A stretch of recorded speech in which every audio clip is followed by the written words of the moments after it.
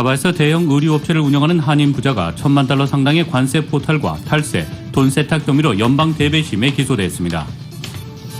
식품의약국 자문기구가 화이자의 신종 코로나 바이러스 감염증 백신의 긴급 사용 승인을 FDA에 권고했습니다. 연방 상원에서 추진되고 있는 추가 경기 보완안에 따르면 스몰 비즈니스들이 올해 한 분기에 30%의 손실을 입었을 경우 2차 PPP를 제공하는 내용을 담은 것으로 확인됐습니다. 코로나19 사태 속에 캘리포니아에서 세입자들을 보호하는 렌트비 유예 및 폐거 금지 조치를 1년 더 연장하는 법안이 주의회에 상정됐습니다. LA 카운티 셰리프국이 카운티 내 길가에 주차된 차량과 등록이 만료된 차량의 단속을 한시적으로 유예한다고 밝혔습니다.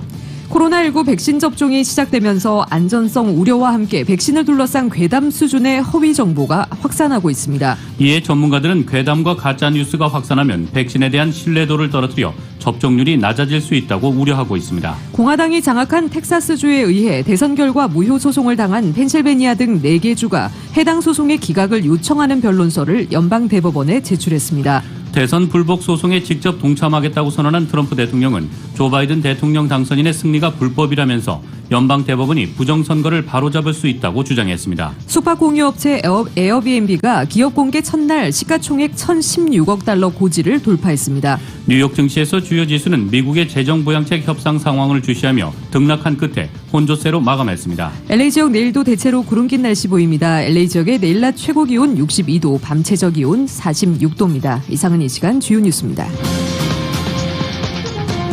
이 시간 주요 뉴스는 공항에서부터 목적지까지 모바일 체크인과 첨단 공기순환 시스템을 통해 안전한 기내 환경과 여행을 제공하는 아시아나항공 제공입니다. 애청자 여러분 안녕하십니까? 조희정입니다. 안녕하십니까? 이균호입니다. 2020년 12월 10일 목요일 라디오 서울 이브닝 뉴스 1부입니다.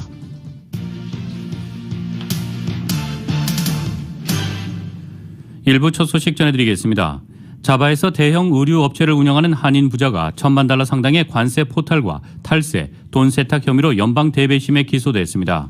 이번 케이스는 지난 2014년 자바 패션 디스트릭트의 쑥대밭으로 만든 연방정부의 마약 자금 돈 세탁 수사의 일환입니다. 정현호 기자입니다. LA 다운타운 패션 디스트릭에서 대형 의류업체 세추아진을 운영하는 한인업주 류시워 씨와 류씨의 아들 랜스 류씨 그리고 의류업체 세추아진 잉크가 $1,000만 규모의 관세 포탈과 탈세, 돈 세탁, $10,000 이상 현금 거래 누락 등 35건의 혐의로 9일 밤 연방대배심에 기소됐습니다.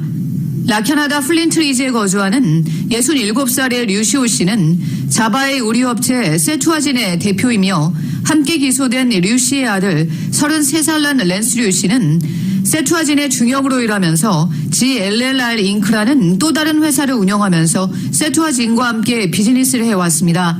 탐 로잭 연방검찰 공보관입니다. The federal grand jury in Los Angeles issued an indictment on Wednesday afternoon.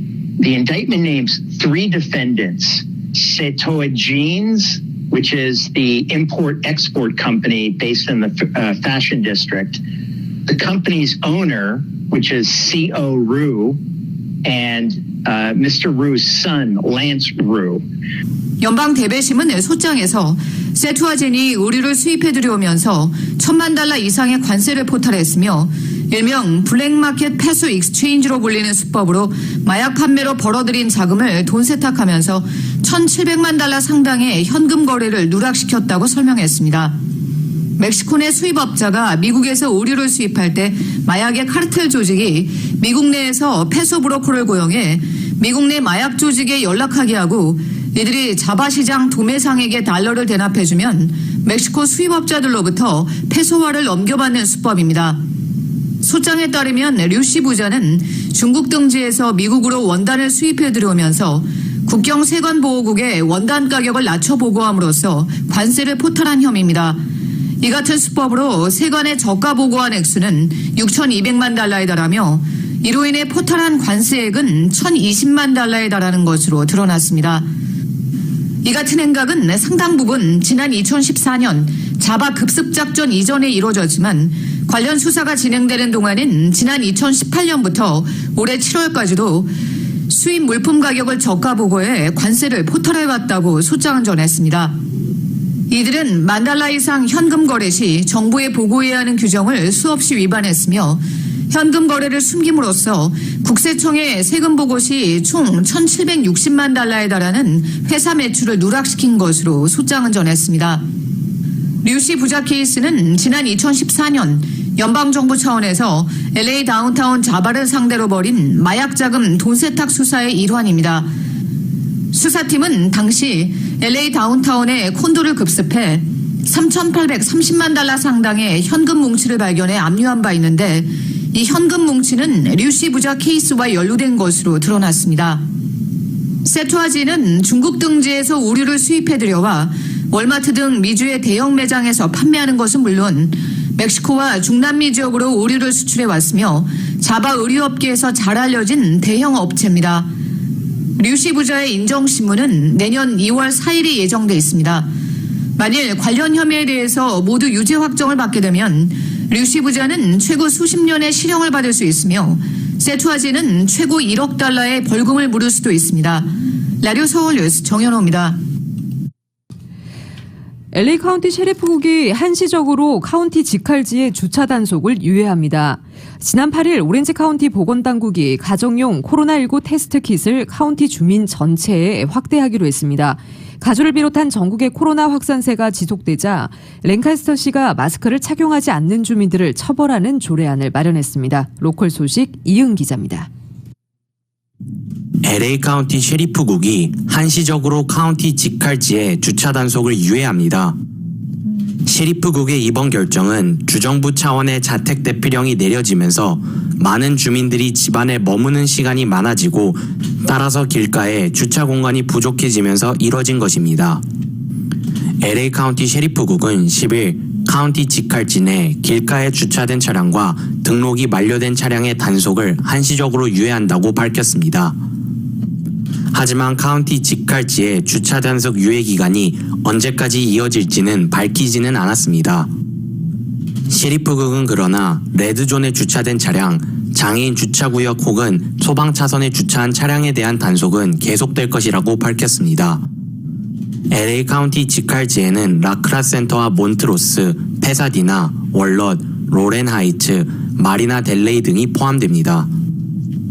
LA시의 경우 현재 주차 단속이 진행되고 있으나 지난 11월 2일부터 주차 티켓을 발부받은 주민이 48시간 안에 벌금을 낸 경우 벌금의 $20를 삭감하는 혜택을 내년 6월 30일까지 제공하고 있습니다. 지난 8일 LA 카운티 보건당국이 가정용 코로나19 테스트 킷을 카운티 주민 전체에게 확대 제공하기로 했습니다. 이는 카운티 내 코로나 확진자가 많이 나온 애나하임과 산타애나 주민들에게 우선적으로 12,000개의 가정용 코로나19 테스트 킷을 발송한 데에 이어 전 카운티 주민으로 확대한 것입니다. 미셸 박스틸 오렌지 카운티 슈퍼바이저 위원장은 연말까지 오렌지 카운티 전역에 총 50만 개의 가정용 코로나19 테스트 킷의 보급을 계획하고 있다고 밝혔습니다. 월요일부터 금요일 4일 오후 1시 이전에 신청을 하면 이튿날 가정으로 우편 배송됩니다. 테스트 킷의 설명에 따라 샘플을 채취한 후 페덱스 드랍박스에 드랍하면 됩니다. 검사 결과는 48시간 이후에 알 수 있습니다. 가정용 테스트 킷을 원하는 주민들은 웹사이트 ochealthfo.com/covid 테스트를 방문해 신청이 가능합니다. 가주를 비롯한 전국의 코로나 확산세가 계속되자 랭카스터시가 마스크를 착용하지 않은 주민들을 처벌하는 조례안을 마련했습니다.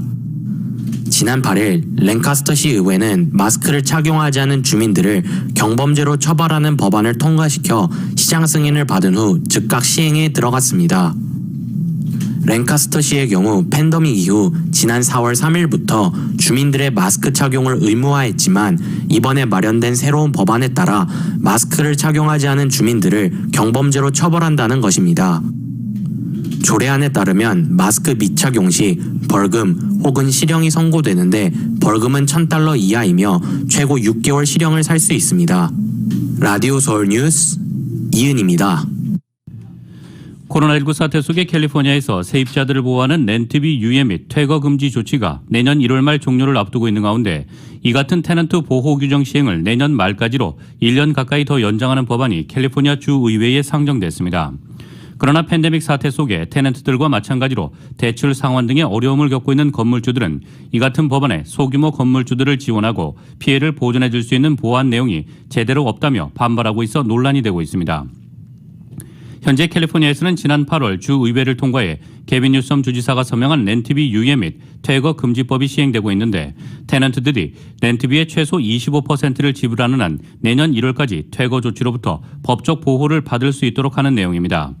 이 법안에 따라 건물주는 지난 3월부터 9월 1일 사이에 밀린 미납 렌트비를 이유로 테넌트를 강제 퇴거시킬 수 없고 테넌트의 경우 9월 1일부터 내년 1월 31일까지는 렌트비의 25%를 지불하면 퇴거로부터 보호받을 수 있게 했습니다.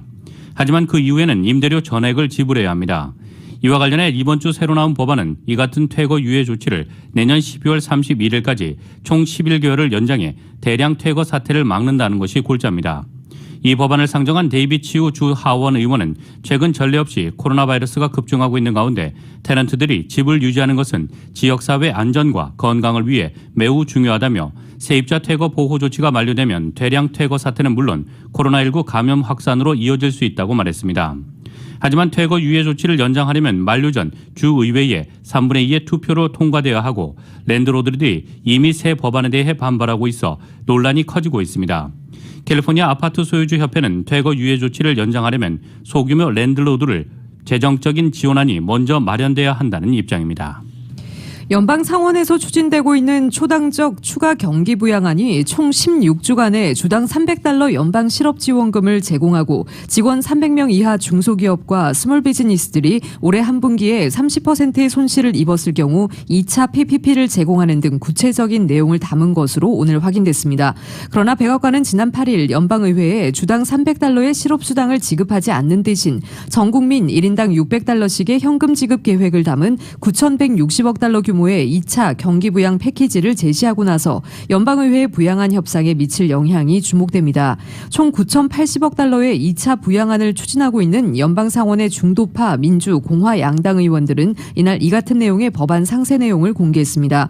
이에 따르면 이 법안은 연방 실업수당은 내년 4월까지 주당 $300씩 16주 동안 추가로 제공되고 2차 PPP의 경우 직원 300명 이하 기업과 스몰 비즈니스에 대해 올해 중 어느 한 분기라도 매출이 30% 이상 줄었을 경우 다시 신청할 수 있도록 하는 내용을 담고 있습니다.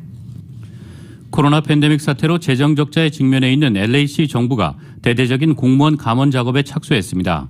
LA시는 경찰과 일반직 공무원을 포함해 900여 명의 시 공무원을 줄인다는 목표로 시의회와 공무원 축소를 위한 본격적인 절차에 착수했습니다.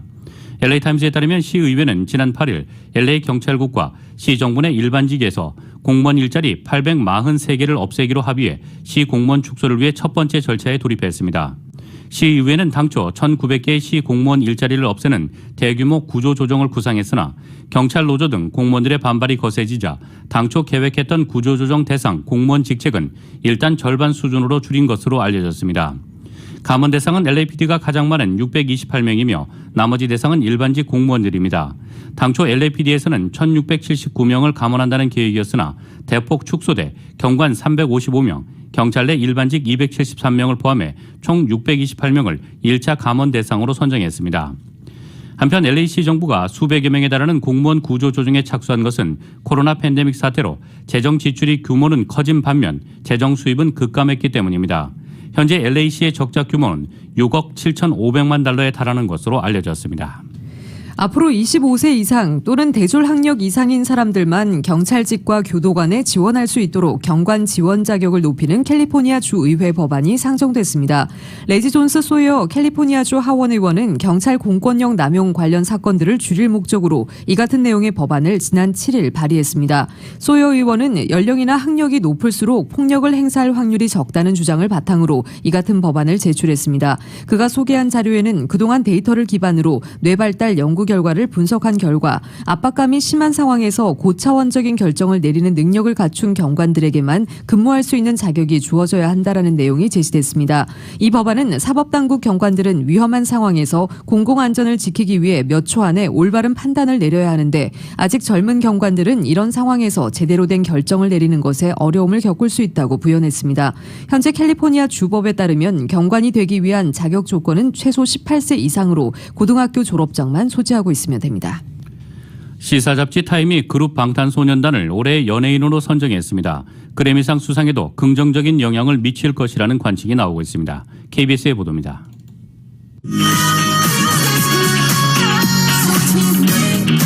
화려한 율동과 경쾌한 가락, 세계적인 팝 시장에서 돌풍을 일으키고 있는 7인조 그룹 방탄소년단. 음악 차트에서 가장 큰 인기를 누리는 그룹이자 세계에서 가장 큰 밴드가 됐다. 미국의 시사 잡지 타임이 방탄소년단을 올해의 연예인으로 선정한 이유입니다. 방탄소년단이 모든 종류의 기록을 깨면서 팝스타들 가운데 정점에 올랐다고도 했습니다. 타임은 코로나19 시대에 방탄소년단이 팬들과 끊임없이 소통하면서 유례없는 성공을 거뒀다는 점을 높이 평가했습니다.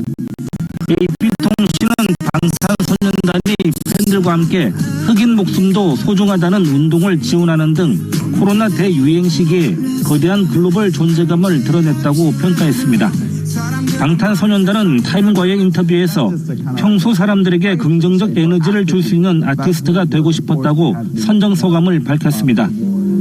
방탄소년단이 미 타임지 올해의 연예인으로 선정되면서 그래미상 수상에도 긍정적인 영향을 미칠 것이라는 관측이 나오고 있습니다. 방탄소년단은 지난달 한국 대중음악 가수 최초로 제63회 그래미 어워즈에 베스트 팝 듀오 그룹 퍼포먼스 후보에 올랐습니다. KBS 뉴스 이동환입니다.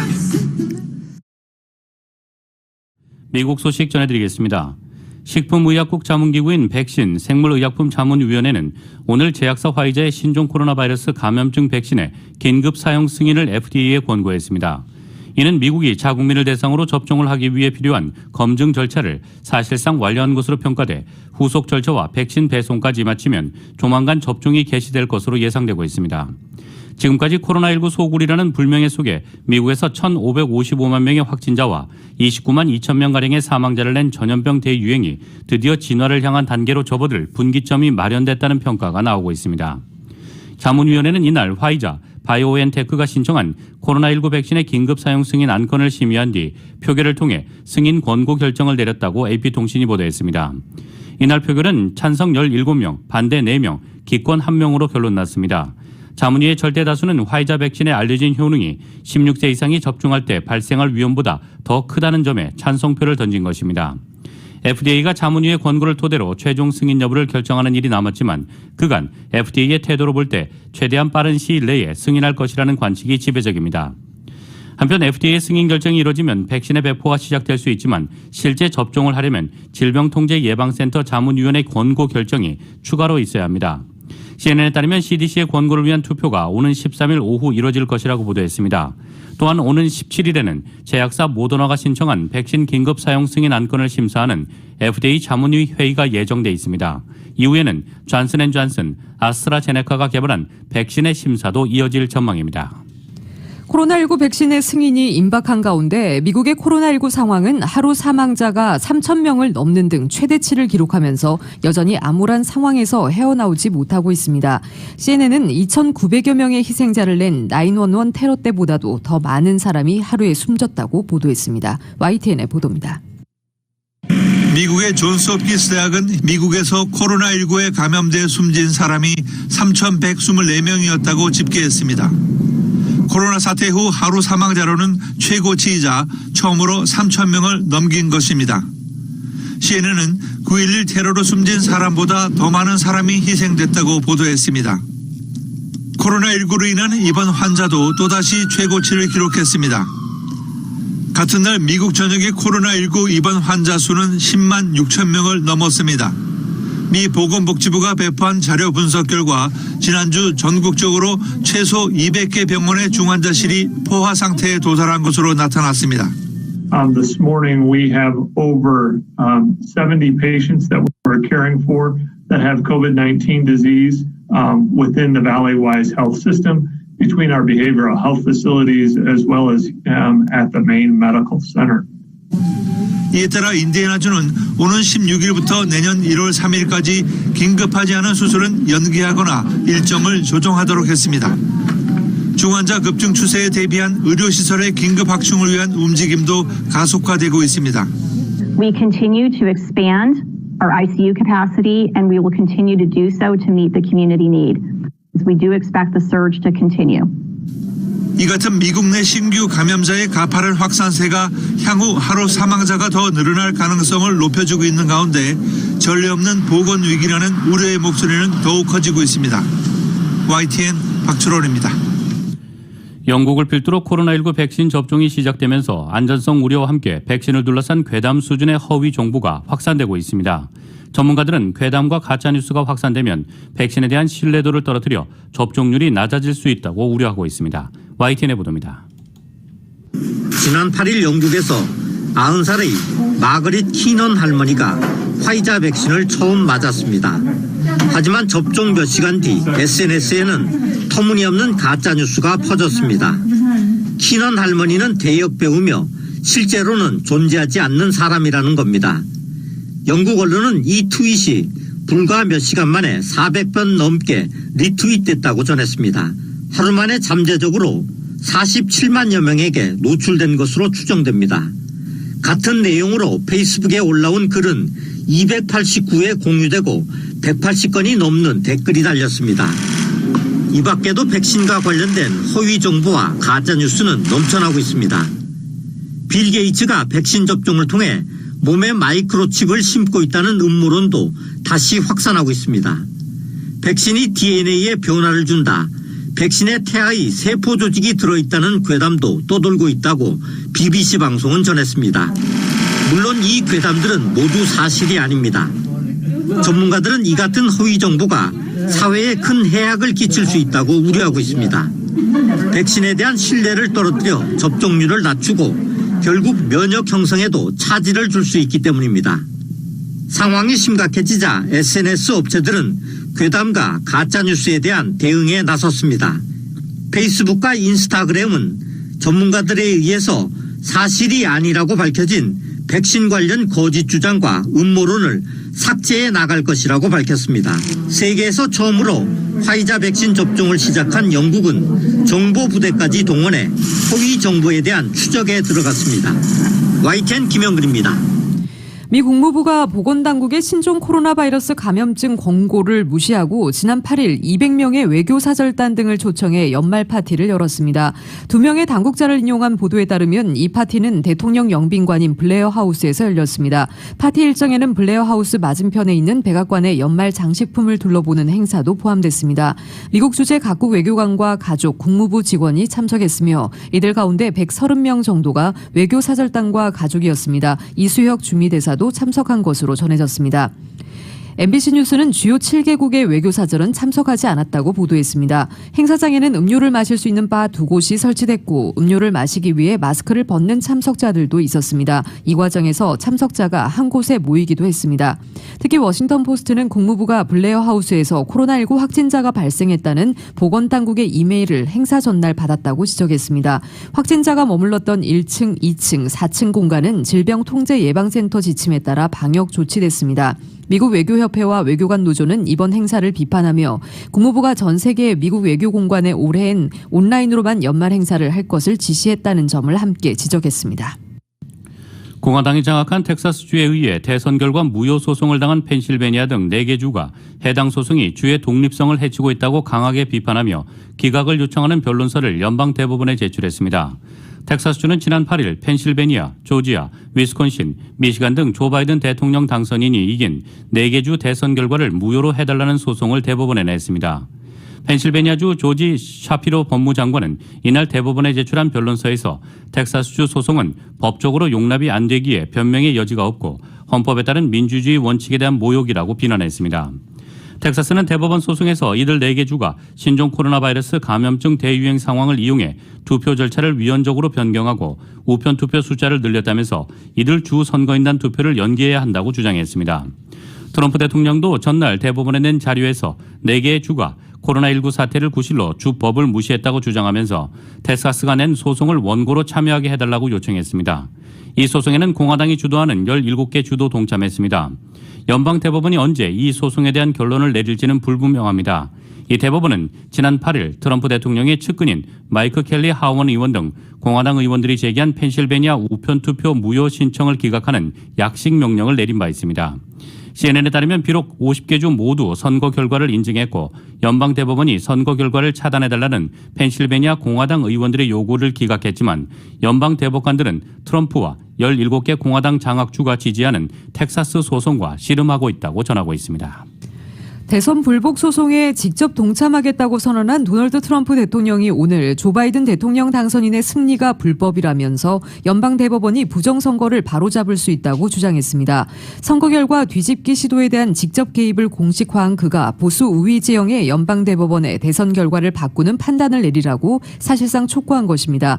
트럼프 대통령은 이날 트위터에 대법원은 미국 역사상 최대 선거 부정에서 미국을 구할 기회를 가지고 있다며 78%의 사람들이 이번 선거가 조작됐다는 것을 안다고 주장했습니다. 그는 현명함과 용기라는 트윗도 날렸습니다. 이틀 전 의회와 연방대법원이 용기를 갖고 선거 결과를 뒤집을 것을 요구한 연장선으로 해석됩니다. 이런 트위터 메시지는 공화당이 장악한 주의 법무장관들과의 이날 백악관 오찬을 앞두고 나온 것입니다. 이들 법무장관은 텍사스주가 제기한 4개 경합주 대선 결과 무효 소송을 지지하고 있습니다. 연방통신위원회가 중국 최대 통신 장비업체 화웨이가 미국 국가안보의 위협이라고 최종 판단을 내렸습니다. 연방통신위원회는 국가안보에 위협하는 FCC의 이전 결정을 재고해달라는 화웨이의 진정을 기각했다고 로이터 통신이 보도했습니다. FCC는 지난 6월 중국 업체 화웨이와 중징통신을 미국의 국가안보에 위협을 가하는 기업으로 공식 지정했습니다. 이에 두 업체는 이를 재고해달라고 요청했고 FCC는 지난달 GTE에 대해서는 기존 입장을 재확인했습니다. 이런 판단은 미국 통신기업이 83억 달러에 달하는 정부 보조금을 이들 업체 장비 구매 등에 사용하지 못하게 하는 결정이라고 로이터는 전하고 있습니다. 연방통신위원회는 또 화웨이와 GTE의 보안 위험을 제기하는 미국 내 네트워크 장비 철거를 명령했다고 블룸버그 통신이 보도했습니다.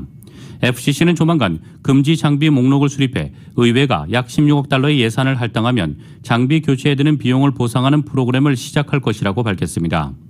앞서 미 의회는 2021년 회계년도 국방수권법에 화웨이 등 중국 업체에 5G 기술을 사용하는 국가에 자국 군대와 주요 군사 장비를 배치하는 것을 제고하는 내용의 새 조항을 넣기도 했습니다. 정부의 이런 조치로 무역과 신종 코로나 바이러스 감염증, 홍콩 문제 등 다양한 이슈에서 충돌해온 미국과 중국의 양국 갈등이 더욱 고조될 것으로 보이고 있습니다. 미주 한인사회 쇼핑 트렌드에 새로운 변화가 시작됩니다. 미주 한인들을 위한 아마존 스타일의 홈쇼핑이 탄생했습니다. 최신 트렌드에 맞는 발빠른 상품 업데이트로 언제든 최신 상품의 쇼핑이 가능하고 까다롭고 엄격한 제품 선정을 통해 최상의 품질을 보장합니다. 인터넷이 어렵다고요? 친절하고 전문적인 고객 서비스에서 상담부터 결제까지 도와드립니다. 로그인 필요 없이 복잡한 주문 프로세스를 모두 없앴습니다. 이제 한국 제품 미국 내 쇼핑은 한국 홈쇼핑이 최고입니다.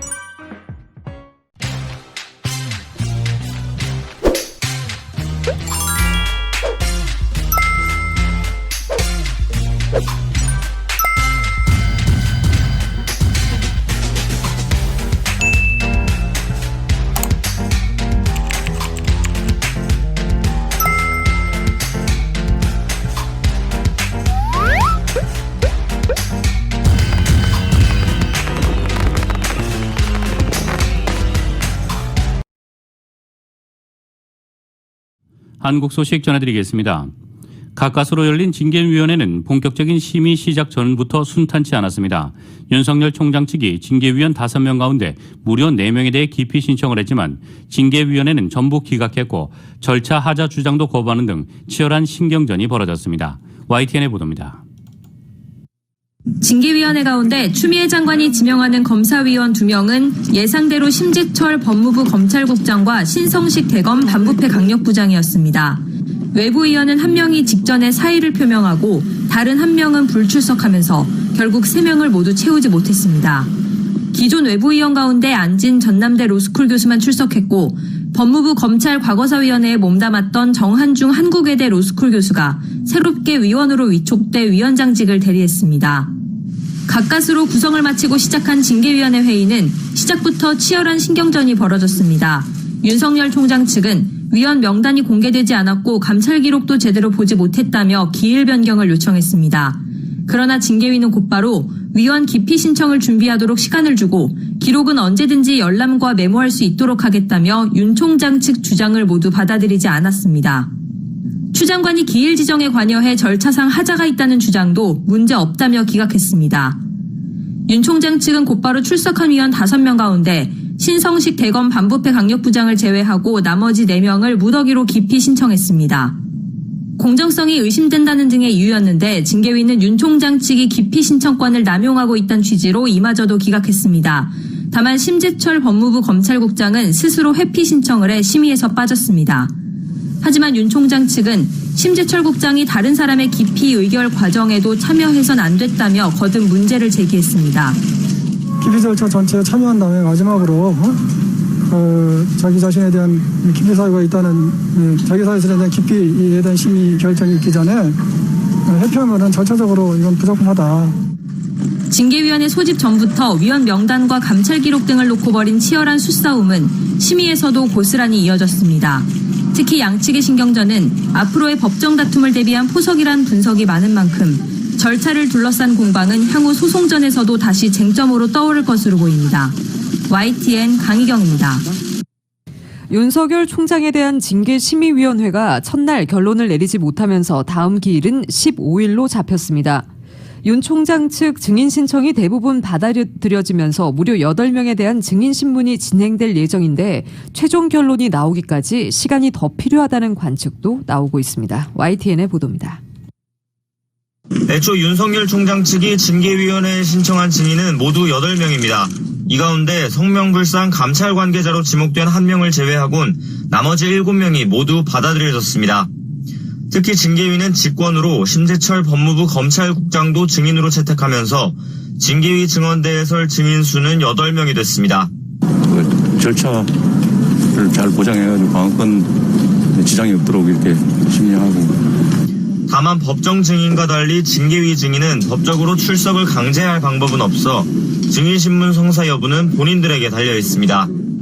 윤 총장 감찰 과정에서 패싱을 당했다는 논란이 불거진 류혁 법무부 감찰관과 판사사찰 문건 작성부서 책임자였던 손준성 대검 수사정보 담당관, 또 채널A 사건 대검 지휘라인에 있던 박영진 부장검사 등은 참석 의사가 강한 것으로 알려졌습니다. 실제 손 담당관과 박 부장검사는 증인 채택에 대비해 징계위 첫날 법무부 청사에서 대기하기도 했습니다. 그러나 윤 총장과 대척점에 서 있는 이성윤 서울중앙지검장이나 독직폭행 사건 당사자인 정진웅 차장검사 등은 출석 여부가 불투명합니다. 무엇보다 윤 총장 측의 요청이 없었는데도 징계위가 판사사찰 문건 제보에 관여한 것으로 알려진 심재철 검찰국장을 직권으로 증언대에 세우기로 한 점이 주목됩니다. 징계 청구 단계부터 논란이 컸던 데다 이번 징계 청구의 핵심 사유로 꼽히는 만큼 징계 심의에서도 판사사찰 문건에 대한 위법성 등이 최대 쟁점이 될 전망입니다. 징계위는 증인신문을 마치면 필요할 경우 추가 서류 증거들을 제출받아 검토한 뒤 최종 의견 진술을 듣고 징계 여부와 수위를 결정하게 됩니다. 징계 의결은 출석위원 과반 찬성이 필요해 이번 심의에 참여한 위원 4명 중 3명 이상이 의결 정족수입니다. 징계 종류는 견책부터 해임까지 가능하고 이 가운데 감봉 이상의 징계가 의결되면 추미애 장관의 제청으로 문 대통령이 집행합니다.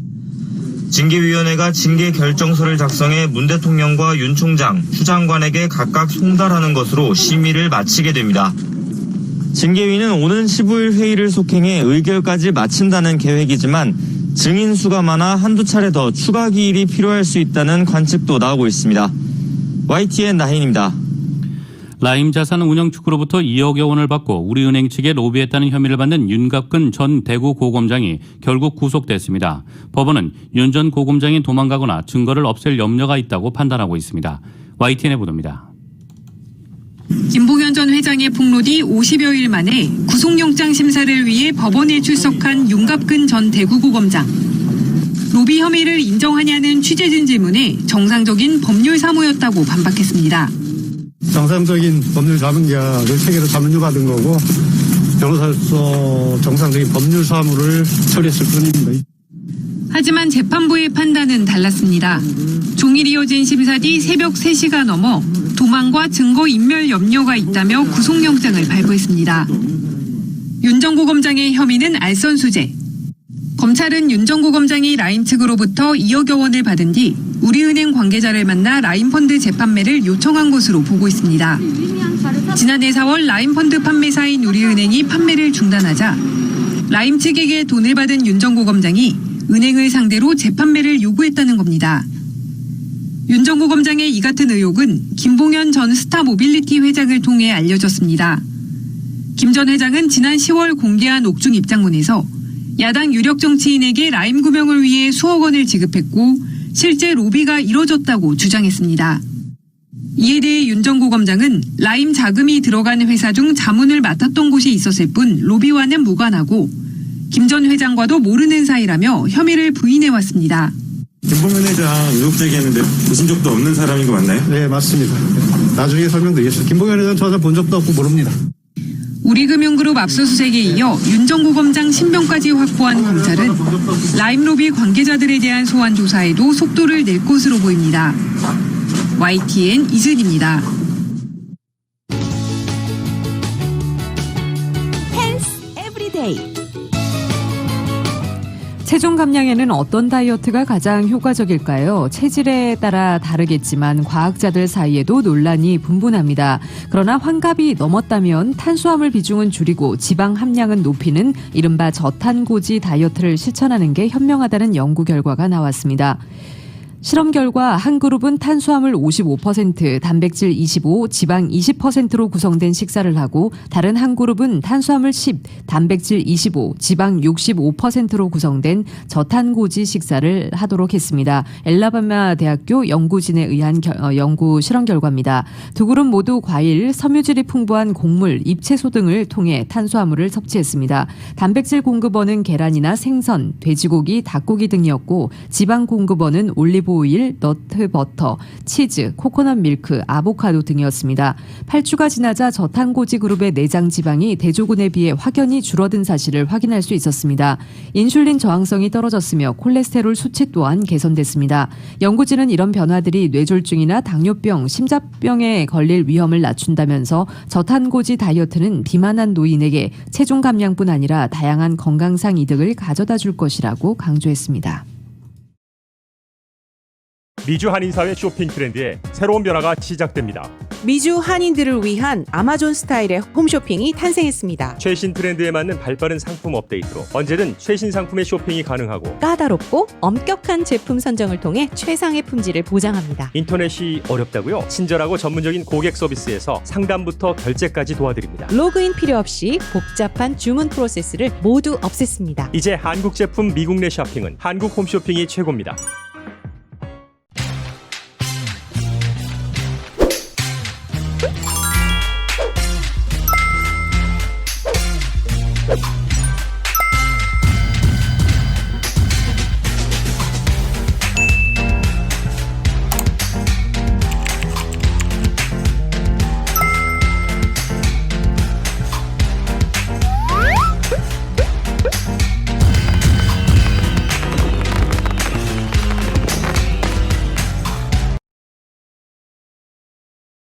을 주시하며 등락한 끝에 혼조세로 마감했습니다. 오늘 뉴욕 증권거래소에서 다우지수는 전장보다 69.55포인트, 0.23% 하락한 29,999.26의 거래를 마쳤습니다.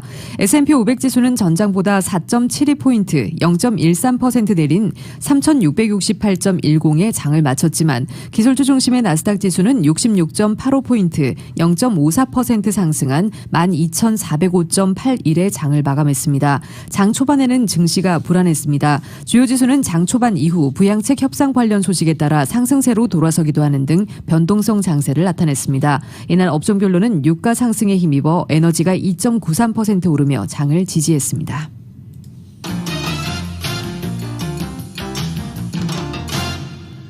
국제유가는 신종 코로나 바이러스 감염증 백신 기대 속에 급등했습니다. 뉴욕 상업거래소에서 내년 1월 인도분 서부 텍사스산 원유는 배럴당 2.8% 뛰어오른 46.78달러의 거래를 마쳤습니다. 런던 ICE 선물거래소의 내년 2월물 브렌트유는 현재 배럴당 3.1% 급등한 50.38달러에 거래되고 있습니다. 브렌트유가 배럴당 50달러 선을 넘은 것은 코로나19 대유행이 본격화하기 직전인 3월 초 이후 9개월 만에 처음입니다.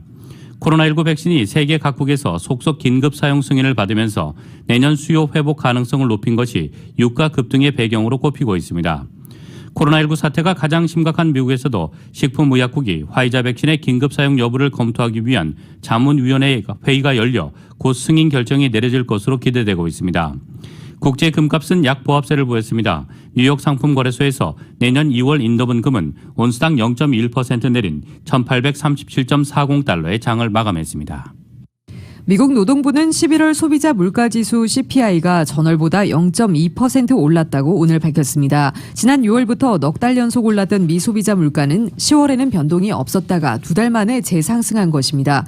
지난달 CPI 상승률은 블룸버그 통신이 집계한 전문가 전망치 0.1%를 웃돌았습니다. 작년 11월과 비교해서는 1.2% 상승했습니다. 11월 근원 소비자 물가 역시 0.2% 올랐습니다.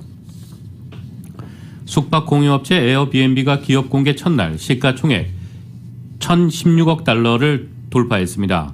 이 월스트리트저널은 언론에 따르면 에어비앤비는 뉴욕 증권거래소에서 상장이 된 첫날인 이날 주당 146달러로 거래를 시작해 144.71달러로 거래를 마쳤습니다. IPO 공모가인 68달러에서 112.8%나 뛰어오른 셈입니다.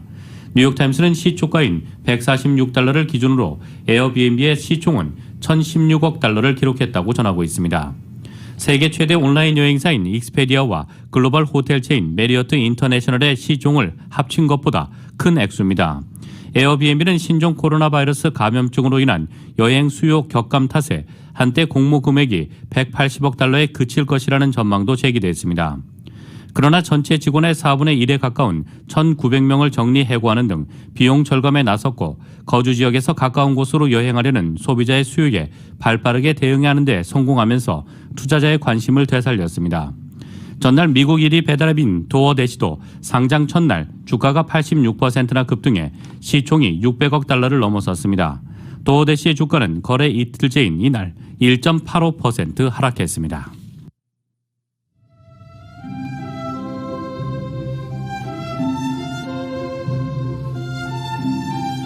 12월 10일 목요일 오늘 밤과 내일 날씨입니다. 금요일인 내일도 부분적으로 구름기입니다. 낮 기온은 여전히 예년 기온을 밑돌면서 오늘과 비슷하겠습니다. 토요일은 모레는 예년 기온을 회복하겠고 일요일에는 낮 기온 70도 초반대로 LA 지역 오르면서 온화한 날씨를 보입니다. 이런 날씨는 다음 주 내내 계속될 것으로 기상청은 전망하고 있습니다. LA 한인타운의 내일 낮 최고 기온 62도, 밤 최저 기온 46도입니다. 오렌지 카운티 지역 64도, 46도, 벨리와 인랜드 엠파이어 지역 62도, 42도, 해안 지역의 내일 낮 최고 59도, 밤 최저 46도입니다. LA 지역 오늘 밤 약간 흐리겠습니다. 오늘 밤 최저 기온 46도입니다. 한국은 오늘 전국적으로 구름 많이 끼겠고 제주도는 오후부터 비나 눈이 내리겠습니다. 서울의 오늘 낮 최고 기온 화씨 50도, 밤 최저 기온 화씨 25도입니다. 이상으로 2020년 12월 10일 목요일 라디오 서울 이브닝 뉴스 1부, 2부 마칩니다. 지금까지 진행의 이균호, 조희정이었습니다. 행복한 저녁 보내시기 바랍니다. 고맙습니다.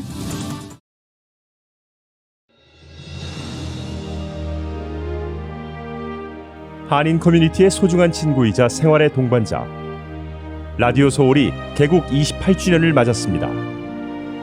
1903년 한인들이 하와이에 첫 발을 내디딘 이래로 미주 한인 커뮤니티는 지금껏 쉼없이 성장해 왔습니다.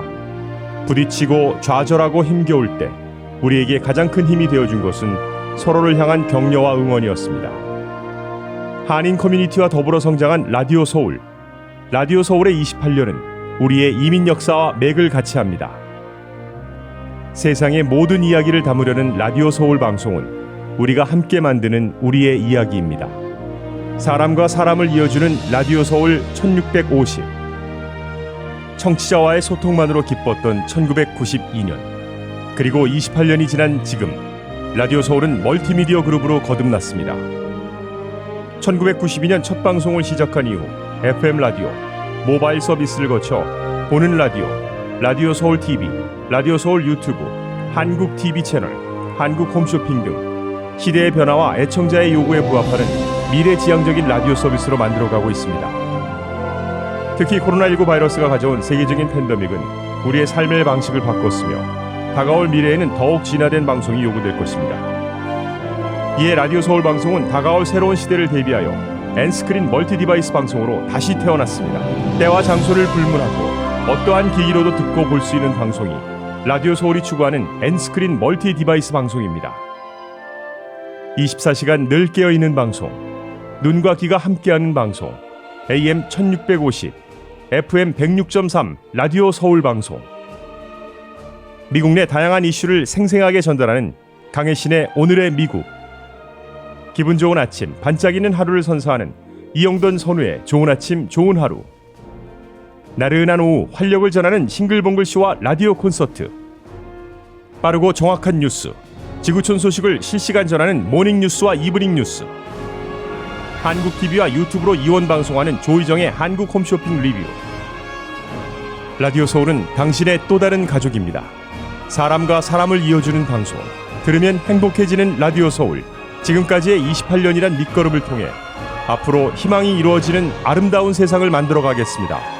라디오 방송의 한계를 넘어 N스크린 방송으로 더 멀리, 더 높이 세상 보는 눈을 키우는 최고의 방송, 라디오 서울.